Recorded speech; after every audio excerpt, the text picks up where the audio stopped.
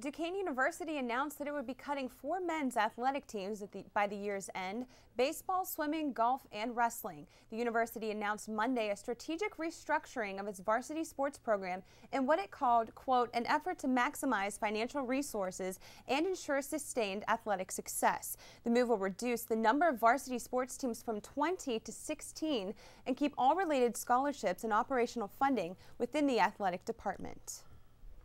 A national coalition of women's groups called on CBS to scrap a planned ad during the Super Bowl featuring Tim Tebow and his mother, which supposedly conveys an anti-abortion message. CBS said it approved the script for the 30-second ad, and a network spokesman, Dana McClintock, said CBS would ensure that any issue-oriented ad was appropriate for air. The ad recounts the story of Pam Tebow's pregnancy in 1987 with a theme, Celebrate Family, Celebrate Life. The controversy over the ad began Sunday when Tebow met with reporters. The ad is paid for by the conservative Christian group Focus on Family. 30-second commercials during the Super Bowl are selling for $2.5 and $2.8 million.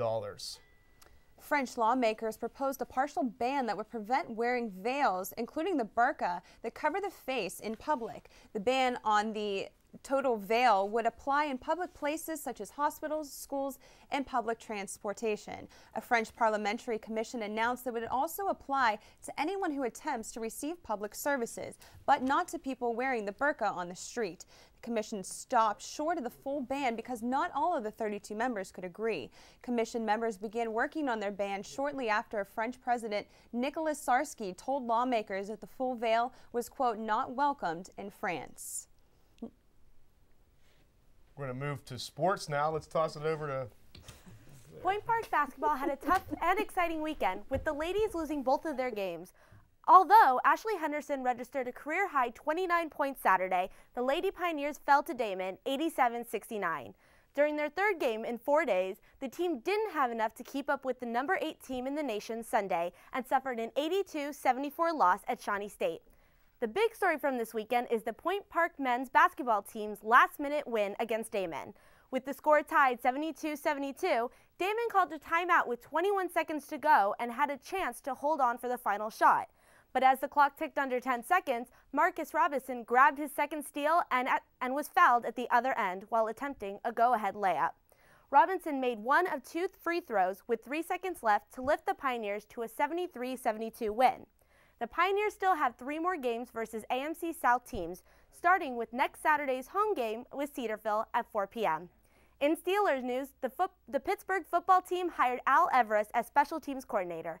Everest has coached for 13 seasons, including the Saints in 2003, which resulted in 3 kickoff returns for touchdowns and 5 blocked kicks. Everest replaces Ligashevsky, who was let go after 3 seasons. In more NFL news, the matchup for Super Bowl 44 will be the New Orleans Saints and Indianapolis Colts. Super Bowl 44 will be held in Miami, Florida on February 17th at 6:25 p.m.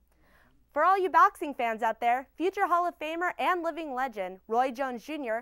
traded in his boxing gloves for a promoter's hat Friday night as he promoted the Three Rivers Warbush boxing show at the Hilton in Pittsburgh. Pittsburgh's own Rayco War Saunders won an 8-round split decision over Demetrius Davis to claim the WBF light heavyweight All-America's title. Super lightweight prospect Rod Salka maintained his perfect record with a unanimous decision victory over Mario Hayes, and cruiserweight Andreas Taylor earned a victory via unanimous decision over William Bailey. Jones, who trains in California, PA, will be in action again April 13th against Bernard the Executioner Hopkins. Well, that about wraps up sports for this week. Let's take it back to the desk. When we come back, we'll hear from local volunteer Mike Clark and his work with the Haitian Orphans.